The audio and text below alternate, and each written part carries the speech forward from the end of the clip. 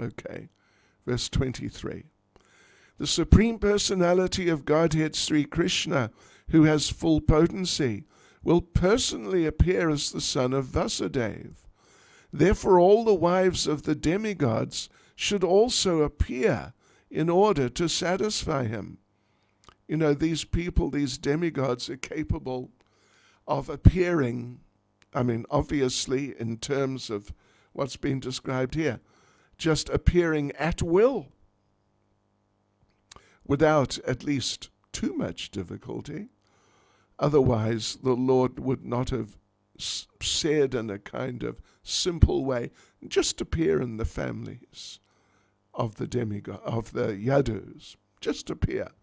And so the demigods, oh, okay, and they just appear like that. It's not like us that we might think, well, I'm just going to appear in the family of Bill Gates. There I go. Yes, and be wealthy. Very good. We can't do that. But the demigods, they're much higher than us. So at least according to this, they can do it. It's not difficult for them. And actually, the Lord wanted them to appear as plenary portions, means like expansions. They're going to expand and appear. Whew. Now that's beyond us. Appearing in that way is beyond us. Expanding in one way or another is beyond us. But for the demigods, such things can happen. So 24. The foremost manifestation of Krishna is Sankarshan, who is known as Ananta. He is the origin of all incarnations within this material world. Previous to the appearance of Lord Krishna, this original Sankarshan will appear as Baladev, just to please the Supreme Lord Krishna in his transcendental pastimes. So Srila Prabhupada in the purport here says, well, let me just read it. Sri Baladev is the Supreme Personality of Godhead himself. He is equal in supremacy to the Supreme Godhead, yet wherever Krishna appears, Sri Baladev appears as his brother, sometimes elder and sometimes younger. We talked about that. What was that? That was on Sunday, wasn't it? Yeah, something like that. Well, it was last week Sunday, or the week, last week. Just, yeah. Yes, last week. Saturday or Sunday. Sunday. And Krishna appears, as we see now. Today's Monday, so it's just 8 days later. Balaram appears on the Purnima. Krishna appears on the Astami, the 8th day of the moon. That's the difference in age. 8 days. That's the difference. Not a year and 8 days, but just 8 days. So, yeah. So when Krishna appears, Baladev appears as his brother, sometimes elder, sometimes younger. When Krishna appeared as Lord Ramachandra, Lakshman, Balaram appeared as Lakshman, who was the younger brother. This time he appears as Balaram, and just by 1 week, which is not a lot, he's the older brother. But when Lord Krishna appears as Lord Caitanya, then Lord Balaram appears as Lord Nityananda, and then there's a real difference. It's plus or minus. It's in the vicinity of 16 years, something like that. It's a good number of years. Really the older brother. There's a whole story behind that. We won't get into it right now. 25. The potency of the Lord known as Vishnu Maya, who is as good as the Supreme Personality of Godhead, will also appear with Lord Krishna. This potency, acting in different capacities, captivates all the worlds, both material and spiritual. At the request of her master, she will appear with her different potencies in order to execute the work of the Lord. Yes, so this is Yoga Maya, Mahamaya, Vishnu Maya. Vishnu Maya is sort of the umbrella term, you could say, for the internal potency of the Lord.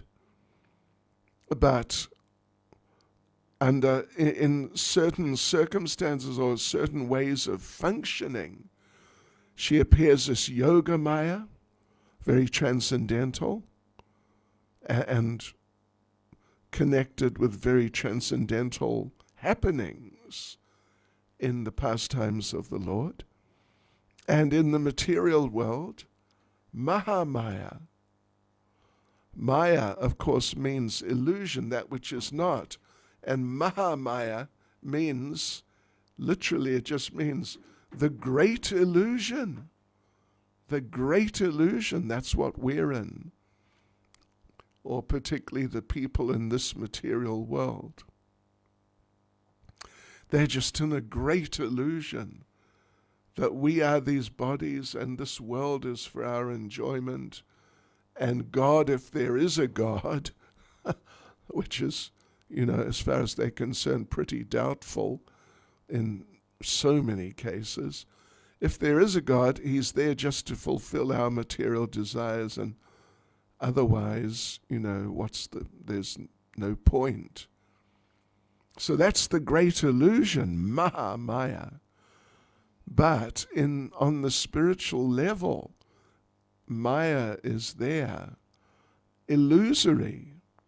But Yoga Maya, a type of illusion which brings one closer to the Lord and helps connect one more strongly with the Lord.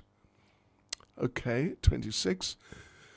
Shukadev Goswami continued, after thus advising the demigods and pacifying Mother Earth, the very powerful Lord Brahma, who is the master of all other Prajapatis, and is therefore known as Prajapati Pati, returned to his own abode, Brahma Loka.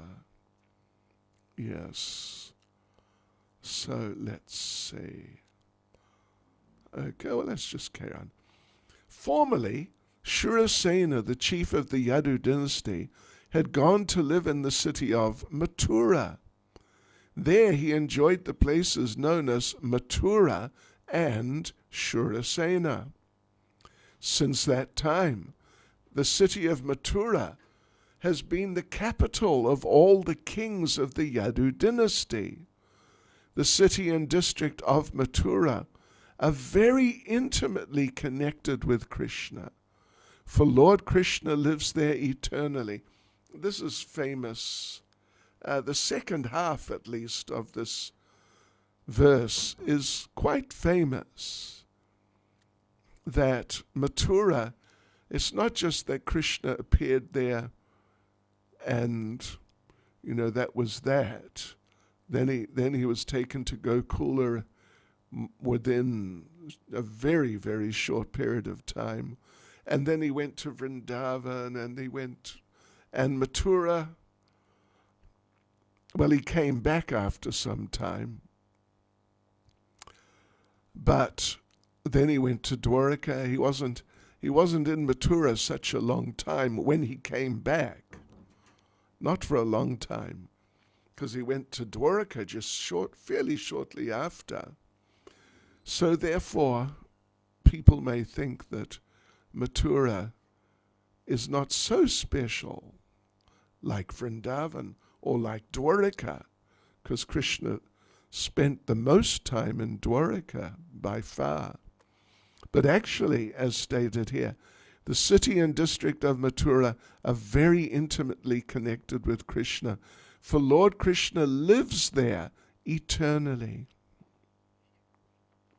So now we get into, stepping more deeply into the story. Some time ago, Vasudeva, who belonged to the demigod family, or to the Shura dynasty, married Devaki. After the marriage, he mounted his chariot to return home with his newly married wife. Kamsa, the son of Ugrasena, in order to please his sister Devaki on the occasion of her marriage, took charge of the reins of the horses and became the chariot driver. He was surrounded by hundreds of golden chariots. Devaki's father, King Devaka, was very much affectionate to his daughter. Therefore, while she and her husband were leaving home, he gave her a dowry of 400 elephants, nicely decorated with golden garlands.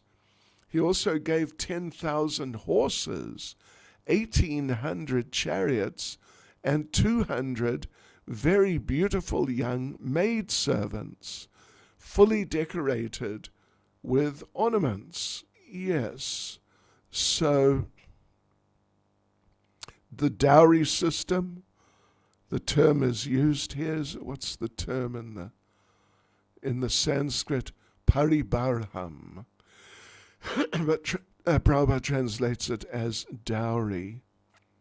Actually, dowry in India now is illegal, but they still do it. But anyway, that's a diversion.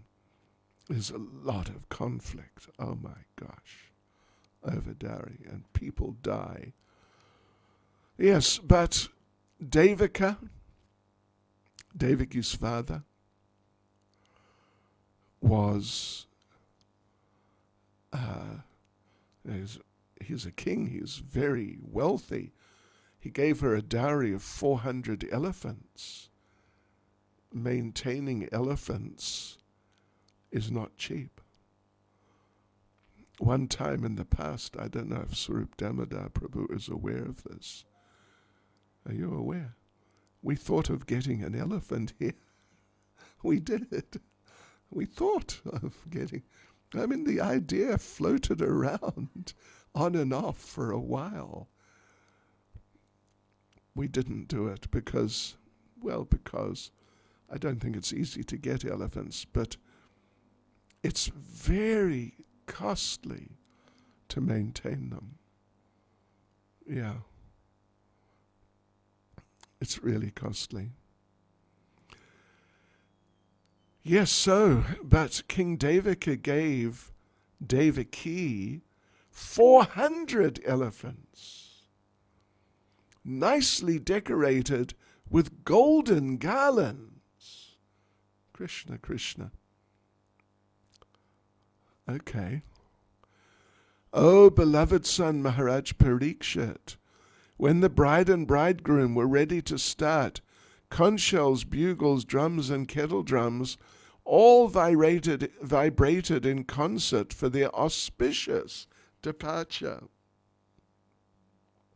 While Kamsa, controlling the reins of the horses, was driving the chariot along the way, an embodied voice addressed him, "You foolish rascal!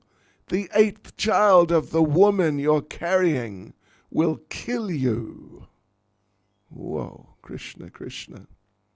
Yeah. So a voice from the sky. Amazing. An unembodied voice. Kamsa was a condemned personality in the Bhoja dynasty because he was envious and sinful. Therefore, upon hearing this omen from the sky, he caught hold of his sister's hair with his left hand and took up his sword with his right hand to sever her head from her body. Hare Krishna. Whew. Just see. That's super drastic. Because he was a condemned person. He appeared to be the son of Ugrasena, but he wasn't. He wasn't. He was the son of, I forget the demon's name. Anyone remember the demon's name? Begins with P. Anyway, this demon came and assumed the form of Ugrasena, and in this way tricked Padmavati, one of the wives of Ugrasena, tricked her, and a child was conceived. But because the father, well, Padmavati is kind of an eccentric woman, actually, as is revealed in Brihad Bhagavatamrita. We read about that just very recently. But because the father was just really a demon, Kamsa, the child, came out as really demoniac. Otherwise, Ugrasena, he was very pious, Kshatriya, devotee, very pious and very sincere devotee. But to get a son like Kamsa, something had to have gone wrong. And that was what happened. Okay, so, apparently, Kamsa had offered to drive the chariot because he was not the brother but the cousin of Devaki. And it's like just an offering of brotherly or cousinly, whatever, cousin-brotherly affection on such an important occasion, the wedding of your cousin sister. So to offer to do some service like that, it's nice. And Kamsa was feeling happy doing that. Kamsa was not thinking, what should I do here? Should I do something? He was happy. But then this voice came and he snapped. He just snapped. Because that's the nature of demons. They're not stable. Their minds can change just like that.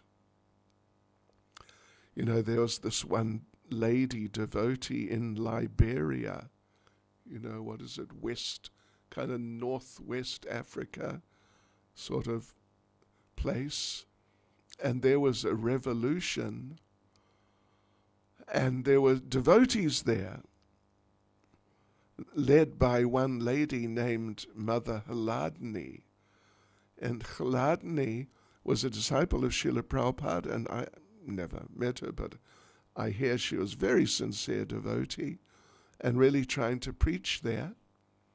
And she tried to preach she had a number of meetings with the leader of, I think they were the rebel group at the time, although they took over in due course. So somehow or other she met with the leader and was trying to preach Krishna consciousness to him. And, it was okay. But then the civil war started getting a bit more nasty. And so she thought of preaching to him again and trying to get him to not be so nasty.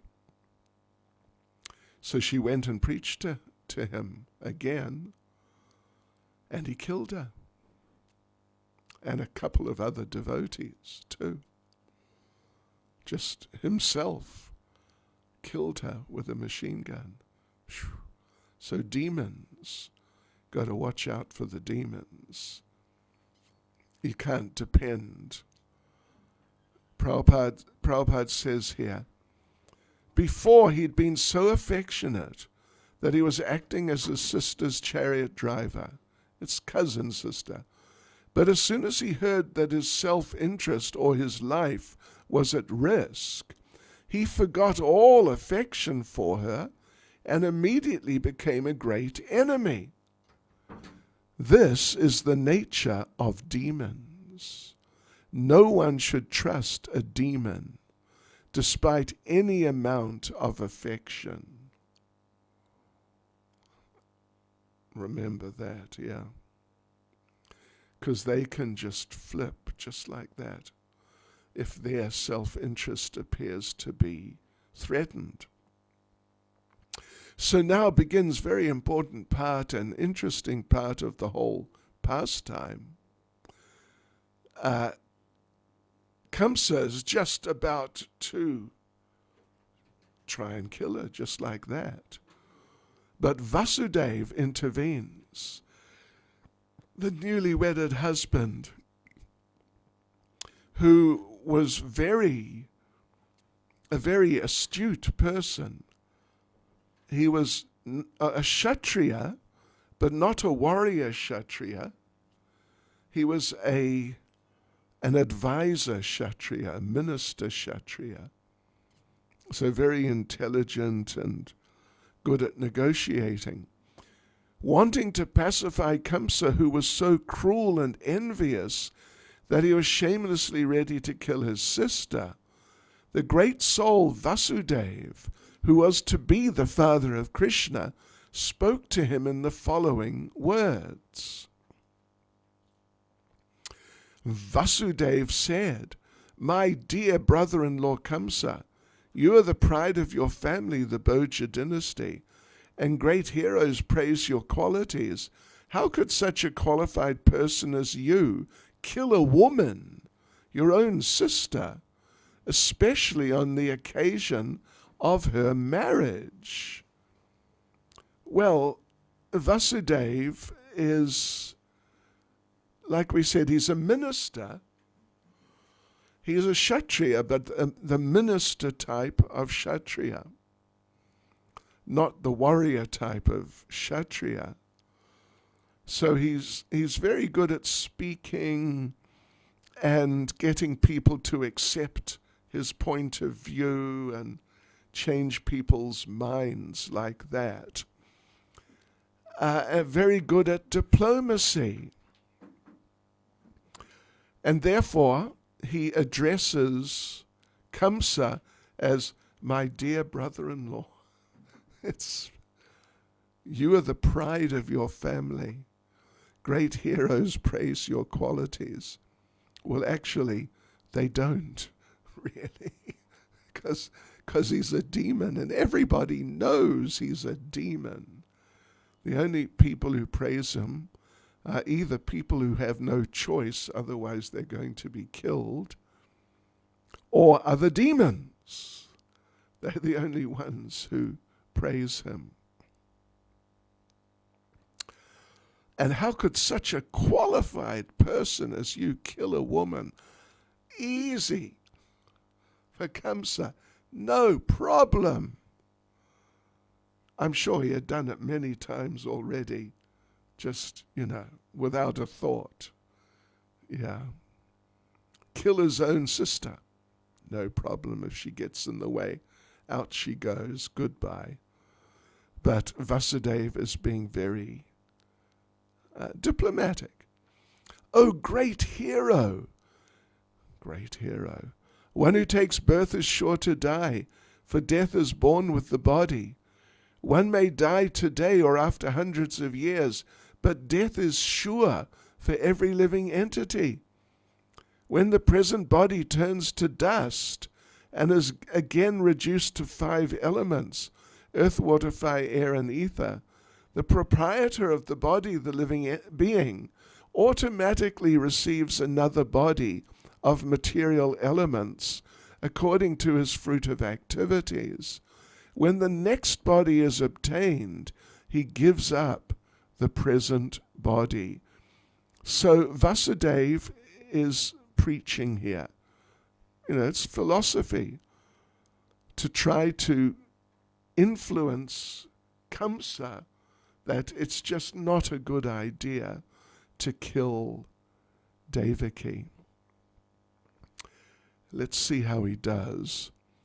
Just as a person traveling on the road rests one foot on the ground and then lifts the other, or as a worm on a vegetable transfers itself to one leaf and then gives up the previous one, the conditioned soul takes shelter of another body and then gives up the one he had before. Yeah. He doesn't give up the one before and then accept. No. First of all, make sure you've got your next situation's taken care of, then give up the one before. So, like this, he preaches and preaches for a number of verses. And Kamsa's listening. But, anyway, therefore, since envious, impious activities cause a body in which one suffers in the next life, why should one act impiously? Considering one's welfare, one should not envy anyone, for an envious person must always fear harm from his enemies, either in this life or in the next.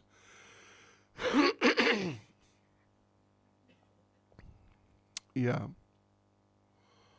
So, that's such important advice. It's just such. And for devotees, it's very important. We should not be envious of anyone, really, and most particularly other devotees, because that will create a bad future for us.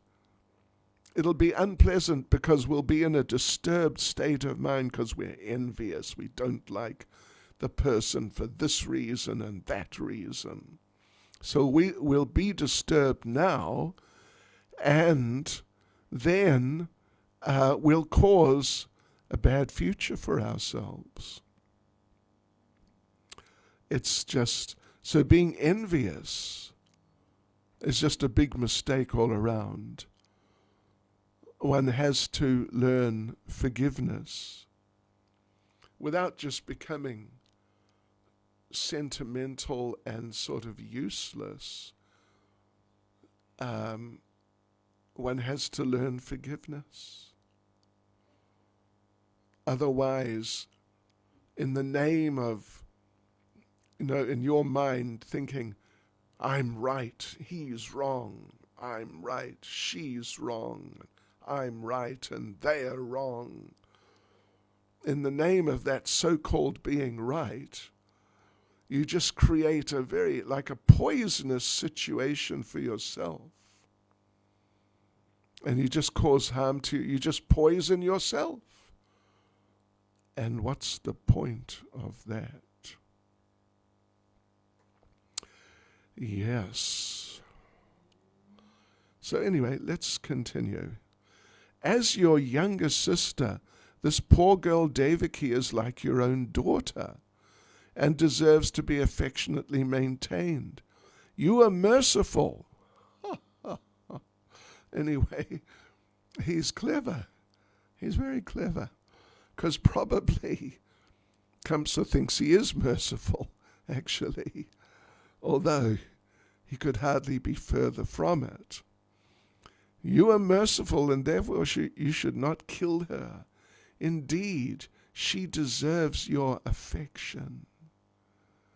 So, well, good try. Vasudeva gave it a good try. Shukadeva Goswami continued, O best of the Kuru dynasty, he's speaking to Maharaj Parikshit, of course, Kamsa was fiercely cruel and was actually a follower of the Rakshasas, the cannibals. Therefore, he could be neither pacified nor terrified by the good instructions given by Vasudeva. He did not care about the results of sinful activities, either in this life or in the next. So the people today, so many of the people today, they're following in Kamsa's footsteps in so many ways, including in this way. They can't be pacified or terrified by good instructions. The hellish planets, any talk of the hellish planets, frightening talk, is just like, who cares? And some of them, they like it. The idea of going to hell, they think it's really good. When Vasudeva saw that Kamsa was determined to kill his sister Devaki, he thought to himself very deeply and very quickly. Considering the imminent danger of death, he thought of another plan to stop Kamsa. So this is an interesting and important point to just be aware of in regard to this incident, the just immediate post-wedding incident with Vasudeva Devaki and Kamsa. It's an important thing.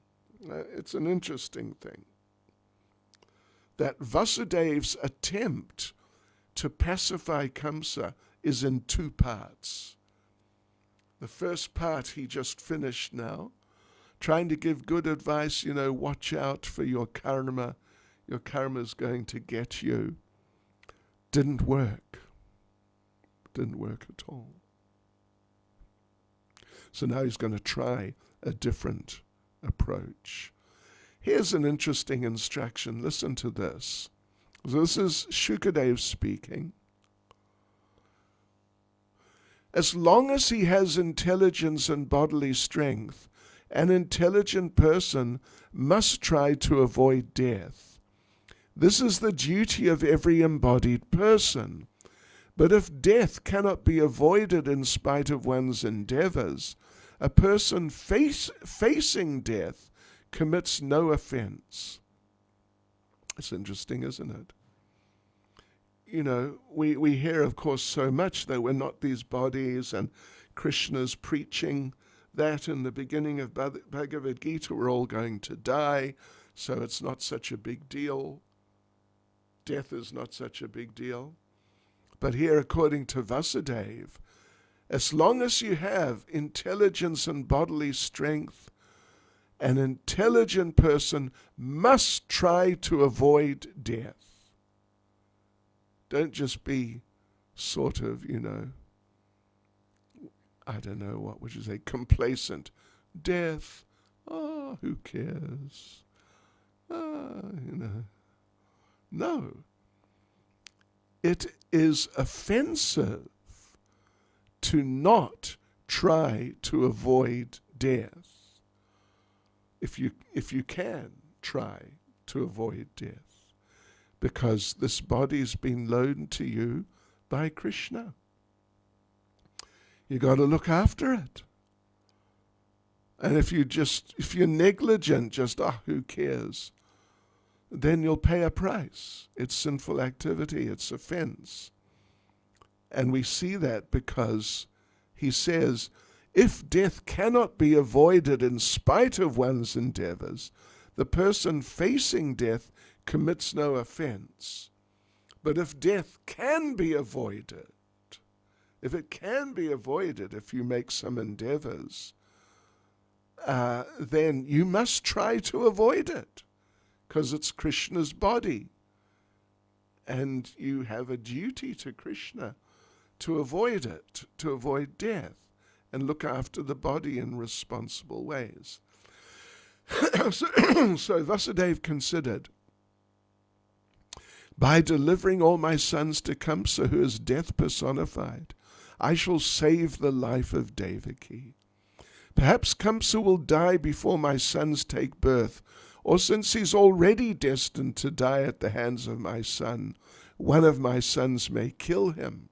For the time being, let me promise to hand over my sons, so that Kamsa will give up this immediate threat. And if, in due course of time, Kamsa dies, I shall have nothing to fear. So, yeah, intelligent people, when they're sort of negotiating, trying to make some little complex, sensitive arrangement, they don't necessarily just think in sort of black or white terms. It either is or it isn't. It's either up or it's down. They negotiate in subtle ways and sort of step-by-step arrangements. And, to get through, and then we can address it again later and work on the situation, as they say sometimes, to massage the situation and bring it around to a good point after a little while. So Vasudeva continues, when a fire for some unseen reason leaps over one piece of wood and sets fire to the next, the reason is destiny. Similarly, when a living being accepts one kind of body and leaves aside another, there's no other reason than unseen destiny. So, after thus considering the matter as far as his knowledge would allow, Vasudeva submitted his proposal to the sinful Kamsa with great respect.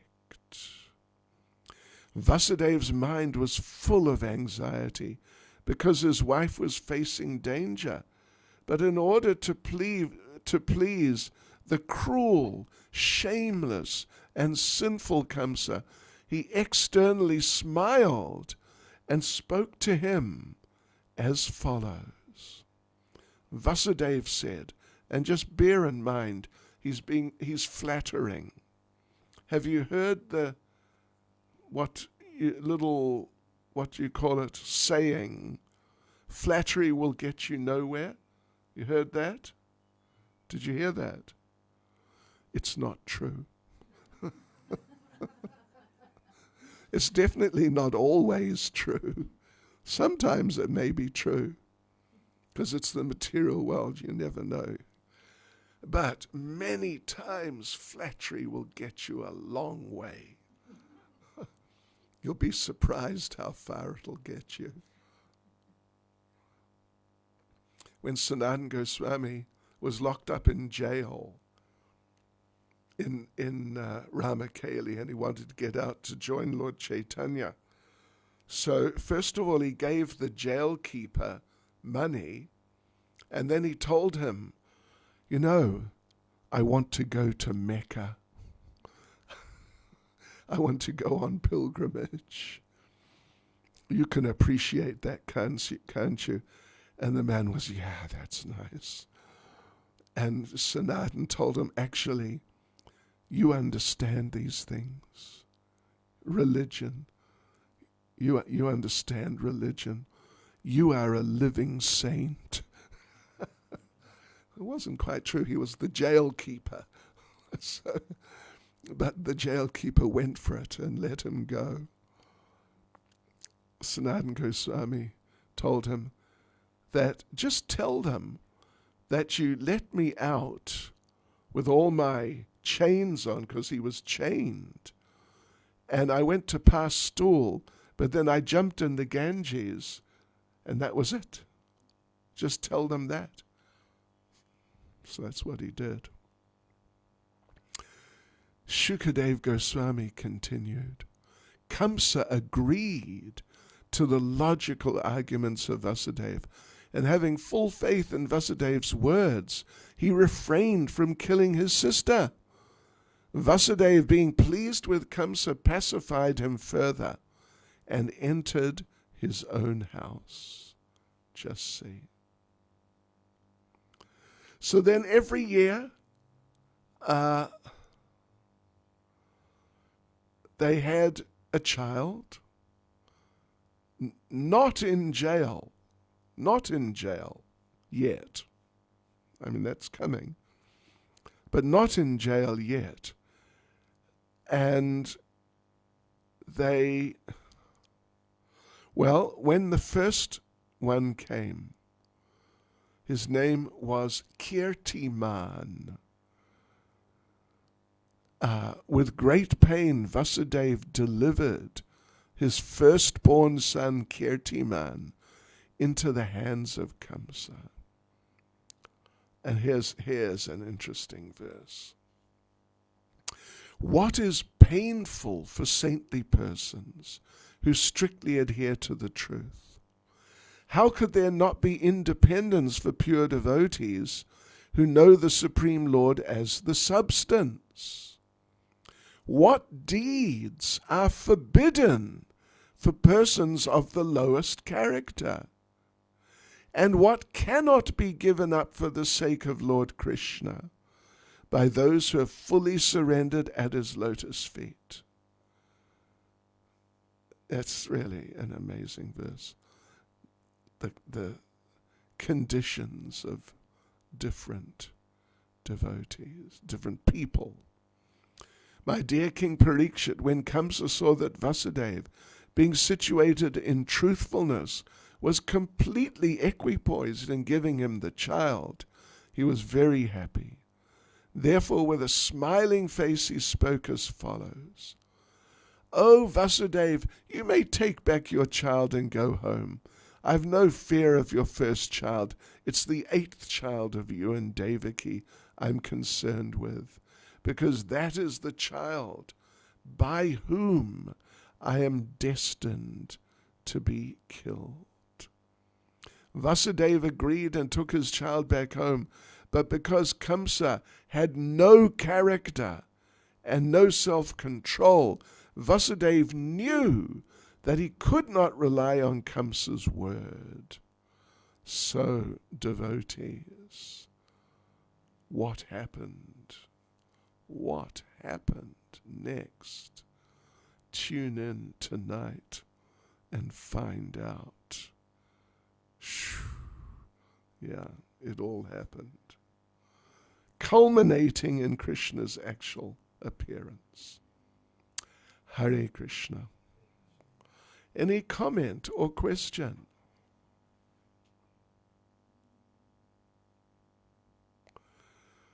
Srila Prabhupada Ki.